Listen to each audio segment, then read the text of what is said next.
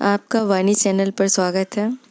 चलिए हम अपनी अध्ययन श्रृंखला को आगे बढ़ाते हैं और अध्ययन करते हैं रस का, जिसका फर्स्ट पार्ट आपने देख लिया होगा और उसका लिंक आपको डिस्क्रिप्शन में मिल जाएगा। अगर आपने नहीं देखा हो उसे देख लीजिएगा, तब आप रस का देखिएगा, तब आपको पूरा क्लियर हो जाएगा।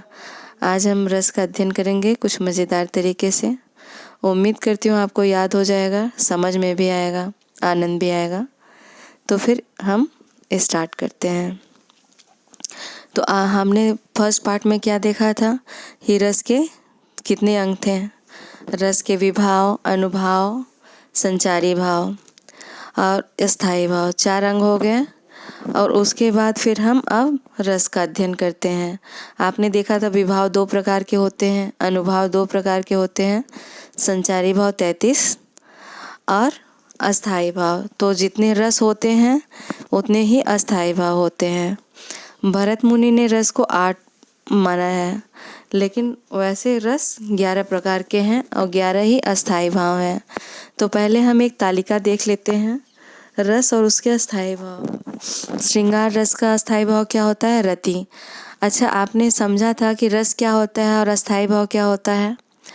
रस होता है जो किसी भी भाव का मन में उठना, और जैसे हमारे मन में क्या है, अस्थाई भाव क्या होता है कि कोई भी भाव पहले से मौजूद है, प्रेम मौजूद है, गुस्सा मौजूद है, लेकिन एक समय सिचुएशन पाके उसका उभरना, उसका निकलना, उसे अस्थाई भाव कहते हैं।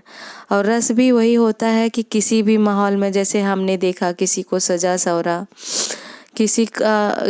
किसी बच्चे को देखा तो उसके लिए वात्सल्य रस निकल गया। वात्सल्य रस हमारे अंदर पहले से ही है, लेकिन एक समय और वैसा माहौल पाकर उसका बाहर प्रकट होना ही रस है, और वही उसका अस्थाई भाव है। तो हम तालिका में देख लेते हैं रस और उसके अस्थाई भाव। रस 11 है, उसके अस्थाई भाव भी 11 हैं। श्रृंगार का क्या हो गया? रति। श्रृंगार में भी 2 होते हैं, वियोग श्रृंगार, संयोग श्रृंगार। उसके बाद है करुण रस। करुण रस का होता है शोक। अद्भुत रस। अद्भुत रस का होता है विस्मय।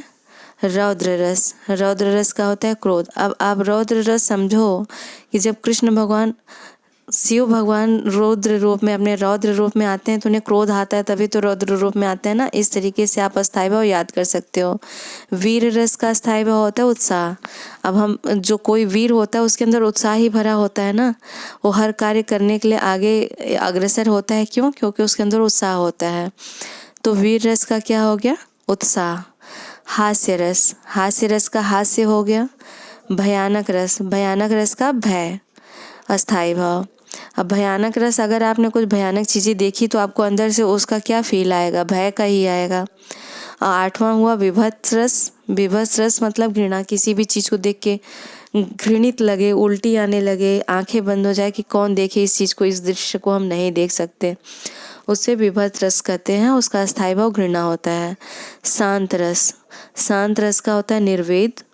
वात्सल्य रस का होता है स्नेह। बच्चों के लिए स्नेह ही होता है ना, तो वात्सल्य रस का अस्थाई भाव स्नेह। भक्ति रस का अस्थाई भाव अनुराग। तो हम एक एक करके अब रस देखते हैं और उसे समझने का प्रयास करते हैं। तो पहले हम देखते हैं श्रृंगार रस। श्रृंगार का हमने आपको बताया कि 2 होते हैं, संयोग श्रृंगार, वियोग श्रृंगार। संयोग श्रृंगार क्या होता है? नायक नायिका के मन में जब प्रेम रस की अवस्था में पहुंच जाता है, नायक नायिका का मन जब प्रेम रस की अवस्था में पहुंच जाता है, तब श्रृंगार रस होता है। अब जैसे नायक के मन में नायिका को देख के प्रेम उत्पन्न हो, या फिर नायिका को देख के नायक को देख के हो, नायिका नायक को देखे तब उसके मन में प्रेम उत्पन्न हो, तो श्रृंगार रस होता है। तो पहले हम संयोग श्रृंगार। संयोग मतलब मिलना, मिलने की जब स्थिति होती है और एक दूसरे का जो होता है मिलन का सब आलंबन, उद्दीपन, उन सबको श्रृंगार रस कहते हैं। अब जैसे इसे हम समझते हैं, बतरस लालच लाल की मुरली धरी लुकाए, सौ करे भवन हंसे देने के नट जाए।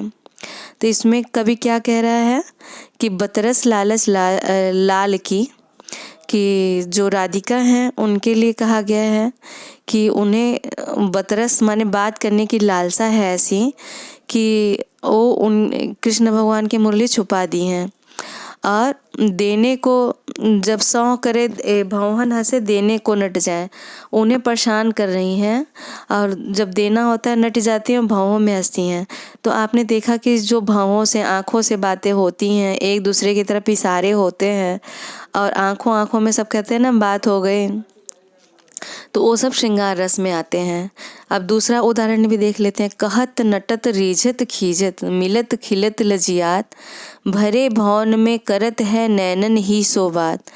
तो कहते हैं कि कहत नटत रीझत खींचत, कि कहते हैं कि रीझता है खींचता है। खींचता समझते हैं ना कि वो इरिटेशन होता है, और उसके बाद एक प्यार भी आता है, और मिलते भी हैं एक दूसरे से, और पूरे समाज पूरे भरे वातावरण में सब भरे हुए हैं, लेकिन एक दूसरे से बात कैसे हो रही है, नैनन ही सो बात, कि जो नायक नायिका एक दूसरे को देख के इशारे में बात करते हैं, देख के मुस्कुराते हैं, तो वो सब क्या हो गया, संयोग श्रृंगार हो गया। इस तरीके से आप समझ सकते हैं श्रृंगार रस में नायक नायिका के मिलन की बात, या फिर उनके आपस में प्रेम की बात, नैनों की बात, ये सारे जो होते हैं वो सब श्रृंगार रस में आते हैं। अब दूसरा हम देखते हैं वियोग श्रृंगार। वियोग श्रृंगार में, श्रृंगार रस में जो संयोग श्रृंगार था उसमें मिलने की बात है। अब वियोग मतलब मिलने का योग ना हो, तो वियोग में होता है कि दूरी, जब दूरी की बात होती है तब वहाँ वियोग श्रृंगार होता है। अब वियोग श्रृंगार का हम समझ लेते हैं। दर्द की मारी वन वन डोलूं वैद मिला नहीं कोय, मीरा के प्रभु पीर मिटे जब वैद संवरिया होए। मीरा कहती हैं कि दर्द की मारी वन वन डोलो, कि उन्हें दर्द है अपने सांवरिया से न मिलने का, लेकिन उन्हें कोई वैद्य नहीं मिल पा रहा है। उन्हें वैद्य चाहिए भी कौन, मीरा के प्रभु। जब उन्हें उनका सांवरिया मिलेगा, कृष्ण भगवान मिलेंगे, तभी उनका पीर मिटेगा। क्योंकि उन्हें पीर किस बात की है, सांवरिया से मिलने की, कृष्ण भगवान से मिलने की। और वो उनका पीड़ा कब मिटेगा, जब उनका वैद्य कृष्ण भगवान सांवरिया उनसे मिलेंगे, तभी उनकी पीड़ा का नाश होगा, उन्हें मुक्त शांति मिलेगी। अब दूसरा उदाहरण देखते हैं। अरे बता दो मुझे कहाँ प्रवासी है मेरा, इसी बावले से मिलने को डाल रही हूँ मैं फेरा। अब कोई नायिका है, कोई प्रेमिका है, अब पूछ रही है सबसे कि कोई मुझे बता दो कि मेरा प्रवासी माने जो यहाँ वास नहीं करता है, शहर में रहने वाला है, कहाँ है। उसी बावले से मिलने को मैं जगह जगह खोज रही हूँ उसे, जगह जगह मैं रोक के उसे ढूंढ रही हूँ, मैं फेरा डाल रही हूँ, वहाँ पे मैं घूम रही हूँ कि कहीं मेरा बावरिया मिल जाए। तो इससे आप समझ सकते हैं वियोग श्रृंगार का क्या मतलब होता है, कि आप अपने प्रेमी से जो न मिलने की अवस्था होती है, उससे दूरी की जो अवस्था होती है, उस समय मन में जो भाव उत्पन्न होता है, जो पीड़ा उत्पन्न होती है, उसे वियोग श्रृंगार कहते हैं। अब नेक्स्ट हम देखते हैं करुण रस। करुण रस का स्थायी भाव क्या होता है, शोक। अब करुण रस क्या होता है, किसी प्रिय व्यक्ति के चिर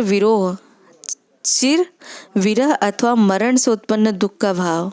अब आपने देखा कि विरह यहाँ वियोग रस में भी था, लेकिन वो था केवल न मिल पाना, एक दूसरे से दूरी, वो था। लेकिन करुण रस में क्या है कि उससे मरण से उत्पन्न जो दुख का भाव होता है, उसे करुण रस कहते हैं।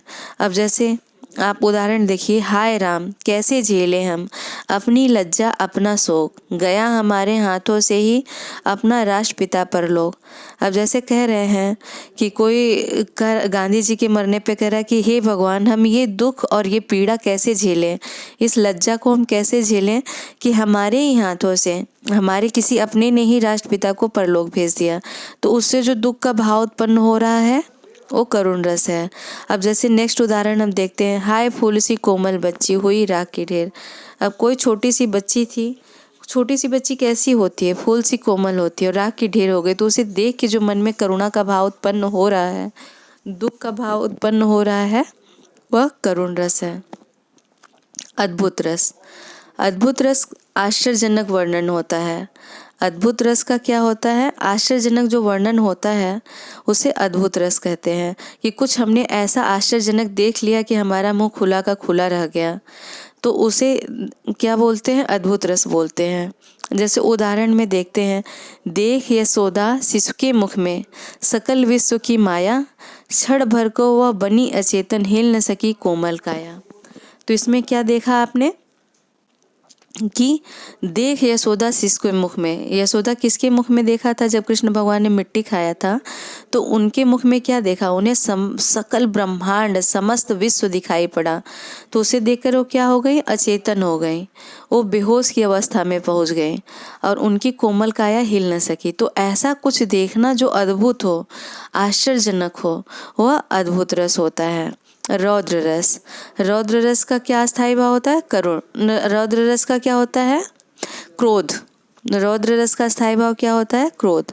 अब किसी व्यक्ति द्वारा क्रोध में किए गए अपमान आदि के उत्पन्न भाव को रौद्र रस कहते हैं। अब श्री कृष्ण के सुन वचन अर्जुन क्रोध से जलने लगे। अब श्री कृष्ण ने ऐसा कुछ वचन कहा जिससे अर्जुन को क्रोध आया और क्रोध से उनका शरीर जलने लगा। तो जो क्रोध का भाव आता है उसे रौद्र रस कहते हैं। अब नेक्स्ट देखते हैं, सुनहु राम जेहि शिशु धनु तोरा, सहस भाव समसो रिपु मोरा।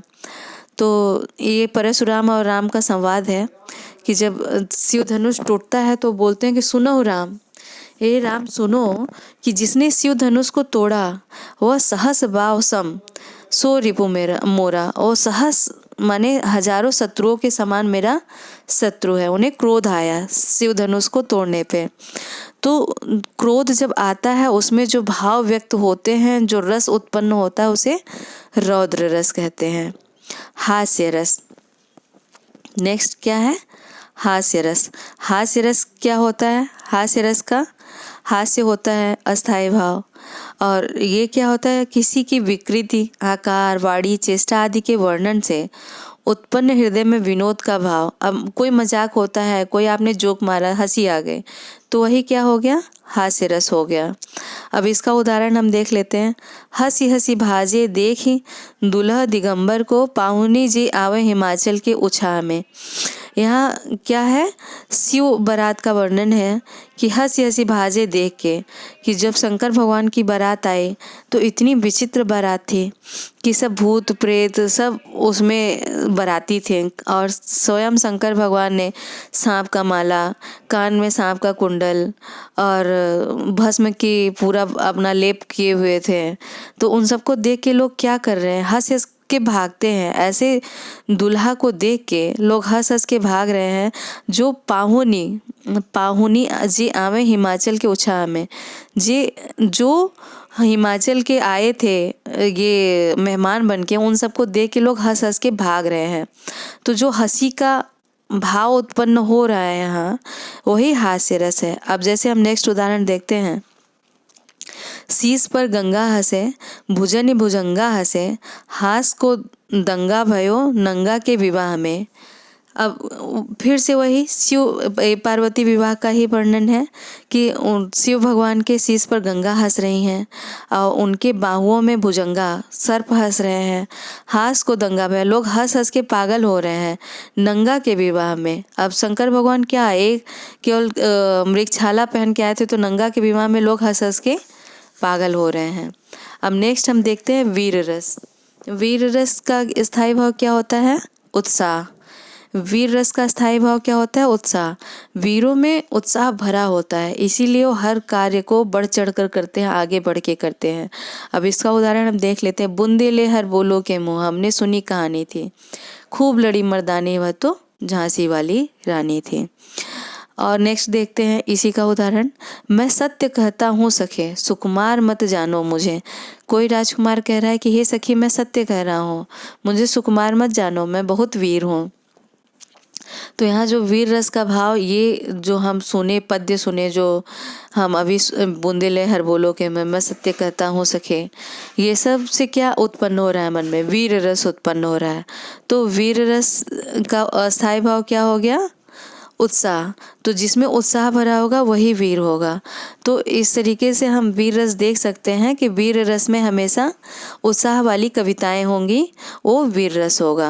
अब भयानक रस, नेक्स्ट देखते हैं भयानक रस। भयानक रस क्या होता है? भयानक दृश्य देखने से उत्पन्न भाव ही भयानक रस होता है। तो हमने क्या कहा? भयानक रस का स्थायी भाव क्या होता है? भय होता है। और भयानक दृश्य देखने से उत्पन्न जो भाव होता है, वही जो भाव अंदर से उत्पन्न होता है, हम कुछ भयानक चीज़ देखते हैं, डर लगने लगता है, उस भाव को ही भयानक रस कहते हैं। अब इसे हम उदाहरण से समझते हैं। एक ओर अजगरहि लखी, एक ओर मृगाए, बिकल बटोही बीछी, परियो मूर्छा खाए। अब एक बटोही है, उसका क्या हालत है? एक ओर अजगर दिख रहा है नीचे और ऊपर मृगराय दिख रहा है। मृगराय मतलब सिंह, शेर। तो इन दोनों अवस्था में उसे डर लग रहा है। बिकल बटोही बीच ही परियो मूर्छा। अब बीच में वो मान लो एक पेड़ पे लटका है, एक और उसे ऊपर अजगर दिख रहा है, नीचे शेर दिख रहा है, वो क्या करे? बिकल बटोही बीच ही परियो मूर्छा खाए, और बीच में ही उसे मूर्छा आ जाती है, बेहोश हो जाता है। तो ऐसे दृश्य, ऐसे सिचुएशन देखकर जो भाव उत्पन्न होता है वो भयानक रस होता है। अब जैसे आप किसी शमशान में पहुंच गए, वहाँ पे शमशान में आप देख रहे हो सियार की आवाज़ सुन रहे हो, कुत्ते की आवाज़ सुन रहे हो, तो जो वहाँ डर का भाव उत्पन्न होता है वह भयानक रस होता है। नेक्स्ट हम देखते हैं विभत्स रस। विभत्स रस क्या होता है? कि ऐसा भयानक, कोई ऐसा घिनौना दृश्य देखना जिससे मन में देख के घृणा का भाव उत्पन्न हो। ऐसा दृश्य कि देखा न जाए, देख के उल्टी आने लगे। जैसे आपने देखा कि कोई शव है, उसको लोग मार पीट रहे हैं, शव मरा हुआ है, उसके चिथड़े उधड़ गए हैं, एक्सीडेंट में कोई मर गया है, उसका पूरा अंग एकदम टूटा पड़ा है, पूरा अंग प्रत्यंग सब बिखरा पड़ा है, सर फट गया है। ऐसे दृश्य देख के मन में क्या होता है? देखा ही नहीं जाता, मन में घृणा का भाव उत्पन्न होने लगता है, उल्टी आने लगती है देख के। तो ये विभत्स रस होता है। अब इसको हम उदाहरण से समझते हैं। सिर पर बैठो काग, आँख दो खात निकारत, खींचत जीवै स्यार, अतई आनंद उर्धारत। अब आप देखो कि कोई मरा हुआ व्यक्ति पड़ा है, उसके सिर पर कौवा बैठा है और दोनों आँख निकाल के खा रहा है, और जो उसका जीभ है वो स्यार, उसे जीभ उसका निकाल के खा रहा है, उसे अति आनंद का उत्पन्न हो रहा है, मन में उसको आनंद आ रहा है। तो ऐसे जब दृश्य देख के मन में क्या घृणा का भाव उत्पन्न होता है, उसे ही विभत्स रस कहते हैं। नेक्स्ट हम देखते हैं शांत रस। शांत रस क्या होता है? परमात्मा के वास्तविक रूप से ज्ञान में जो हृदय को शांति मिलती है, जो परमात्मा का वास्तविक रूप होता है, उसके ज्ञान से जो हृदय को शांति मिलती है, वही शांत रस है। अब इसका उदाहरण हम देख लेते हैं। जब मैं था तब हरि नहीं, अब हरि है मैं नाहे, सब अंधियारा मिट गया, दीपक देखियो माए। इसमें भगवान की चर्चा है कि जब मेरे अंदर, जब मैं था, मैं इसमें कौन? अहंकार। जब मैं था तब हरि नहीं, जब मेरे अंदर अहंकार था तब हरि नहीं थे, अब हरि है मैं नाहे, अब भगवान ही है, मेरा अहंकार समाप्त हो गया है। सब अंधियारा मिट गयो, दीपक देखियो माए। सब, जब मैंने भगवान रूपी दीपक देख लिया तो मेरे अंदर का सब अंधकार, सब अहंकार सब मिट गया। तो ये आपका हो गया, आपका कौन सा रस हो गया था? अभी मैंने बताया आपको शांत रस, ये आपका शांत रस हो गया। अब नेक्स्ट हम देखते हैं वात्सल्य रस। वात्सल्य रस क्या होता है? ये 10वां है। वात्सल्य रस होता है बाल लीलाओं का जब वर्णन होता है, हम किसी बच्चे को देखते हैं, उसकी जब हम हरकतें देखते हैं और उसका जब वो बाल चंचल उसका देखते हैं, चंचलपन देखते हैं, उसका रूप देखते हैं, तो देख के जो मन में भाव उत्पन्न होता है उसे वात्सल्य रस कहते हैं। उन बाल लीलाओं का जो वर्णन होता है, जो मन में वो रस उत्पन्न होता है, उसे देख के उसे वात्सल्य रस कहते हैं। वात्सल्य रस का स्थायी भाव क्या होता है? स्नेह। अब वात्सल्य रस का हम उदाहरण से देख लेते हैं। देखिए, ठुमुक की चलत रामचंद्र बाजत पैजरिया। अब भगवान राम का इसमें बचपन का वर्णन है कि ठुमुक चलत रामचंद्र। अब छोटा सा बच्चा कोई है और ठुमुक ठुमुक के चल रहा है और उसने पैजरिया पहन रखा है, पाँव में पैजरिया मतलब पायल, और उसकी घुंघरू बज रही है। तो उसे देख के जो मन में स्नेह का भाव उत्पन्न हो रहा है वही वात्सल्य रस है। अब नेक्स्ट हम देखते हैं भक्ति रस। इस रस में ईश्वर की अनुरक्ति और अनुराग का वर्णन होता है। भक्ति रस में ईश्वर के अनुरक्ति और अनुराग का वर्णन होता है। भक्ति रस का अस्थायी भाव अनुराग होता है। तो इसे हम देख लेते हैं। उलट नाम जपत जग जाना, वाल्मीकि भय ब्रह्म समाना। अब आप सोचो कि उलट नाम, तो उलट नाम ही जपते थे जिससे उन्हें भगवान की प्राप्ति हुई, ब्रह्म की प्राप्ति हुई। वो क्या, वाल्मीकि क्या थे, वो पहले डाकू थे, तो उन्हें सीधा नाम लेना ही नहीं आता था। वो हमेशा मार काट किए थे, तो राम बोलना कहाँ से आएगा। तो राम की जगह मरा मरा कहते थे। तो मरा मरा कहते हुए इतनी तपस्या किए हुए कि राम राम कहने लगे और वाल्मीकि ब्रह्म के समान हो गए। तो आपने देखा कि भक्ति रस में ईश्वर की अनुरक्ति अनुराग का वर्णन होता है, और वो जो अनुराग हमारे हृदय में उत्पन्न होता है वही भक्ति रस होता है। तो मैं उम्मीद करती हूँ कि आपका रस क्लियर हो गया होगा, समझ में आया होगा, आपने आनंद भी लिया होगा। तो फिर हम मिलते हैं नेक्स्ट वीडियो में। धन्यवाद।